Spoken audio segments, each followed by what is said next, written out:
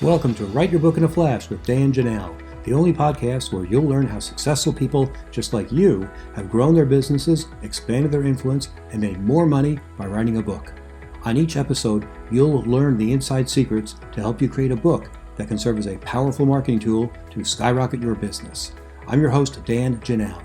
I help thought leaders, business executives, and entrepreneurs write their books. To find out more, go to writeyourbookinaflash.com.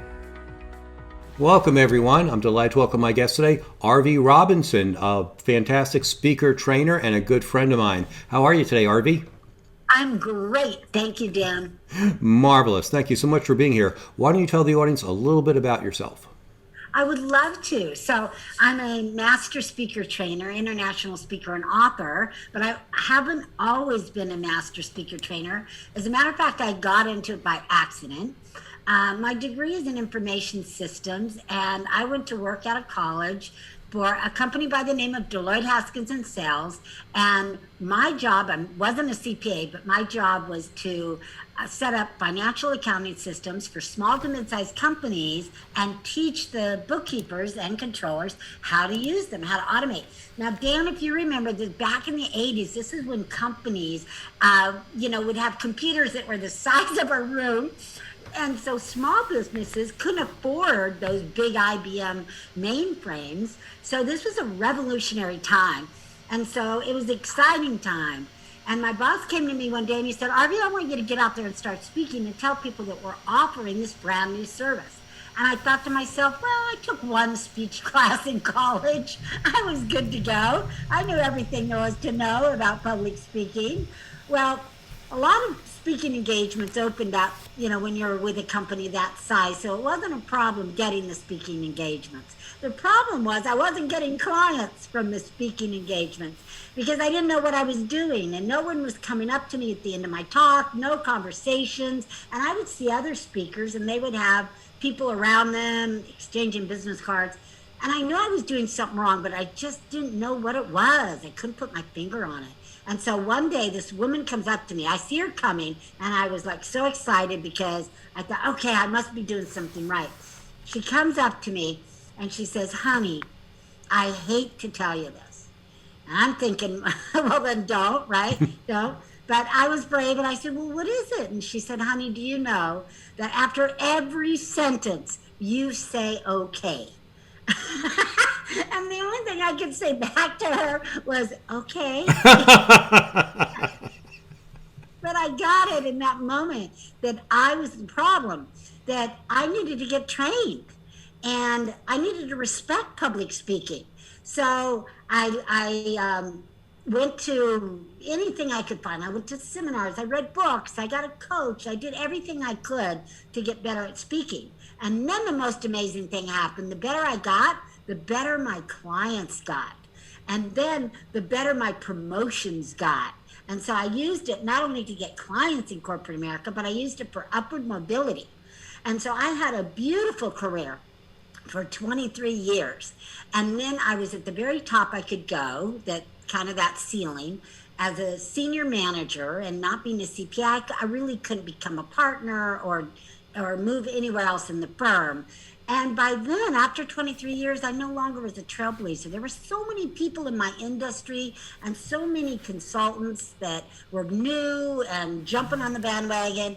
And so it just wasn't fun anymore. So I decided it was time to make a change.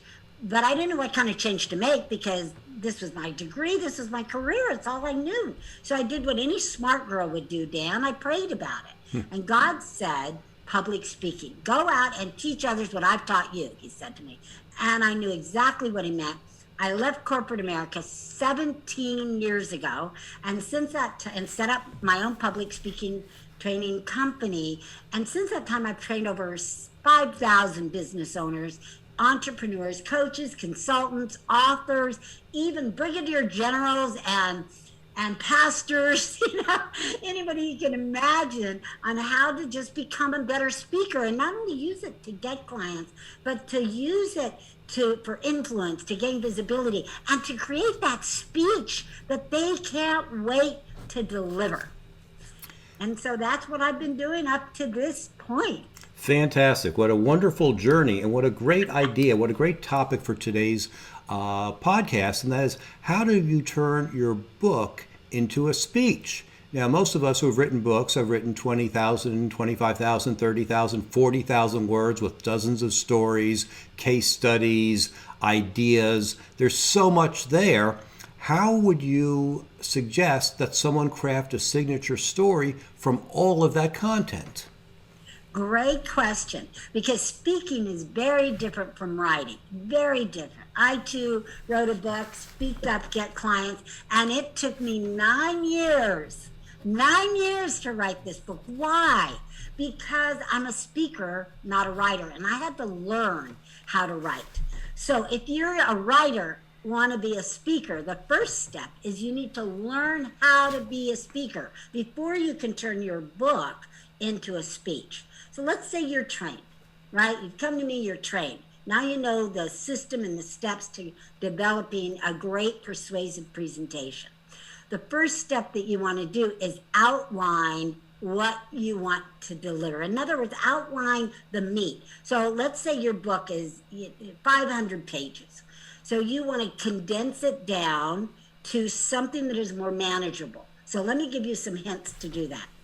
If you're speaking for 30 minutes, you've got time for 5 to 7 teaching points, or what I like to call the meat. 5 to 7, that's it. So you might have 100 in your book. Well, it's too much. You want to pick and choose the most important teaching points. Now, if you go, well, they're all important. Well, I'm sure they are. Then pick the latest and greatest, the new trends, the innovations, something that nobody's heard of or heard of it very little. Don't pick the common things, the basics, none of that. People are tired of that. We want the real stuff. We want the meat. We want the truth, right? So pick out the real stuff. So once you've developed and decided on the 5 or 7, that's for a 30-minute talk, of course. I like to develop a 30-minute signature talk because that's all we have time for today. Very few people get an hour, and fewer get any more than that. So just develop it for 30 minutes because then it's easy to condense.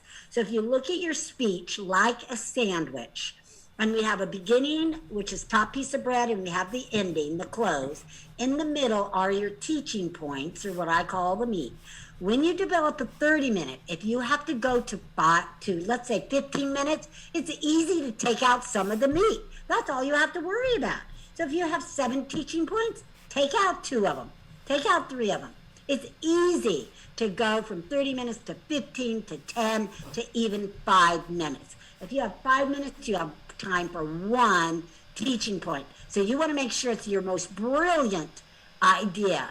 So those are the first 2 steps: getting trained, outlining what you're going to do, and then I've got more tips, but I want to go back to you, Dan. Okay, that's great. By the way, if we were to deconstruct your introduction, it was a brilliant example of a signature talk. You talked about where you were from, a problem you had, how you solved that problem, and now you're helping other people solve their problems the way you did with solving your problem. And I think that's something that most people don't realize when they tell their signature talks or their how we got here.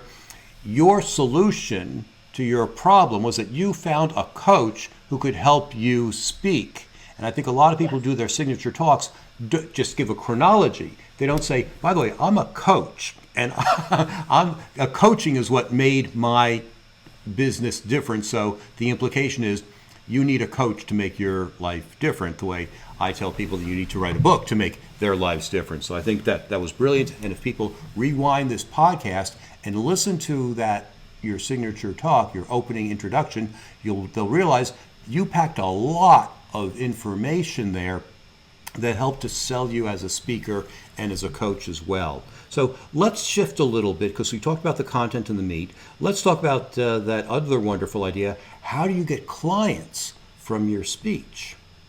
All right, excellent, because that's my specialty, and I just love to do that. Well, first of all, you need to build rapport with your audience, and it's something that people forget. They want to step on stage and just give the content and we're not ready for it. We don't know who you are or even if we should listen to you. So make sure you're building trust and rapport with your audience. Now, there's several ways to do that, and yes, there's different ways to do it online, virtually, and different ways to do it live. So you need to know both. As a speaker today, we need to know how to speak virtually and how to speak live. It's not one or the other. Now today, it's both. Both those worlds have collided. So when we build rapport live, let me just talk about that for a minute. We can call people by name. That builds rapport. We can say yes. We can say thank you. We can look them in the eye. We can meet them ahead of time. We can shake their hands. We can do all kinds of physical things that we can't do in the virtual world. However, some things are similar. Calling people by name has never been easier than in the virtual world, because if you are using application like Zoom, then we can see your name, so there's no excuse. So it's a lot easier than live, because oftentimes live we don't have name tags. So you have to meet people ahead of time and then use their name later. And we can still say please, we can still say thank you. Now, we don't have the same eye contact and we don't have the same physical contact. So when you don't have that, then guess what? Everything else you do, it has to be amplified. So when you call them by name and you reach out to somebody, you need to make it a big deal. Call their name several times instead of just once. Refer to them, right? So building that rapport. When people come in the room, I don't care if you're the host or not the host, right? If you're the speaker, you're considered partly the host. Welcome people. There is nothing worse, whether it's live or especially when it's online, where you walk into a room and no one even knows you're there. That's horrible. That's awful. So you want to build rapport, acknowledge people as they come in the room, talk to them a little bit, move on to the next person. So build that trust and rapport. The other way you build trust and rapport is through your professional story, just like I did. You want to know a little bit about me, right? I mean, my credentials, I've had 17 years in the industry. I've trained over 5,000 people. That's credentials. I've spoke all over the world. I've given over 3,500 speeches. I don't say it to brag or impress anybody. I say it because that's credentials. I do what I say I do. I teach what I do. I do what I teach. All of that, right? And it's my mission. It's what I do. And I don't go in different lanes. I don't sell real estate on the side. I don't do anything on the side. This is all I do 24/7. Teach people how to speak or speak myself. And that is it. I'm in that one lane. Okay. Arvee, do people make mistakes when they build rapport? Because I've seen some people speak and it's like, I don't care about that part of your story, or I just don't even believe that part of you, or I hate you because you just said that. What mistakes do people make in their bios or their intros that turn off people in the audience? By not asking permission to talk about yourself, that's one way that you can offend people. By saying too much about yourself, by bragging too much or boasting, making it sound boastful, is too much. Putting out testimonials too soon before people have felt like they like you, know you, and trust you, because then it starts sounding too much like boasting rather than, hey, this is what I can do. So save your testimonials for later, after you've delivered great content. So build trust and rapport, deliver great content, then go into your close, and part of your close are success stories, or what other people call testimonials. Great. Let's end by having a few more tips on how do you make a good close without being salesy or sounding salesy. Well, letting the story sell for you help. The testimonials or the success stories help. And just really inviting people to take the next step. So instead of calling it a close, instead of calling it a call to action, I call it an invitation to do the next step with you. Because your message will save somebody's life, their business, or even their soul. So it's our duties as speakers to give people a way to get more. And if you just give information and walk away and say thank you, then it's a disservice, because there's somebody out there that's hurting, that's bleeding, that's suffering, and they need you as that solution. And you've just opened the wound, and now they say, I want you, you can solve my problem. So we have to give them a way to do that. Either, and it doesn't have to be salesy. You can give them your calendar link and invite them to a free 30-minute discovery session, strategy session, whatever you want to call that, so that they can learn more about you. You can invite them to a small workshop, or of course even invite them to buy your book. However, the book isn't what's going to change their life. So I like to just give them the book if they sign up for a small workshop or something else like that. Or I'll give them, in the virtual world, I'll give them a PDF version of my book. But again, it's to build that rapport and encourage them to sign up for something bigger than that really will change their life, because transformation takes time, and people want that. They want transformation, they want permanent change, and a 30-minute talk will not give them the permanent change that they are seeking. It takes a 3-month coaching program, a 6-month coaching program, a year-long coaching program before they can really be who they want to be based on the information that you're providing. So when I hired the book coach, we worked on my book for at least a year before it was actually done. I worked on it my own before that, but then once I got a coach, within a year it was done, and it's a beautiful book. And I'm also getting ready to speak it on Audible, as you know. So it just goes on. It's a book that just keeps on giving. Fantastic. And I want to say, if you work with a book coach like me, it probably wouldn't have taken you a year. But you didn't even know. We weren't connected then. Okay. Arvee, why don't we close by letting people know who your perfect client is and how they can get in touch with you? Absolutely. So my perfect client is the individual that knows they have a message to share and they're ready to share it, and they're just not quite sure how to get it out there. So I teach people a system by which to create, craft, and deliver that persuasive presentation that will get them clients, or raise funds for their not-for-profit, or get people to change their mind about their views even. And, so that's my specialty. And what is your website so people can get in touch with you? It's my name, so it's Arvee Robinson, and that's spelled Arvee Robinson. And that's my mom and dad's initials, Ray and Vivian, and they made it a name. Yay! I wondered about that. I was meaning to ask. I'm glad you told me. That's wonderful. Very cool. Thank you for being with us today, Arvee.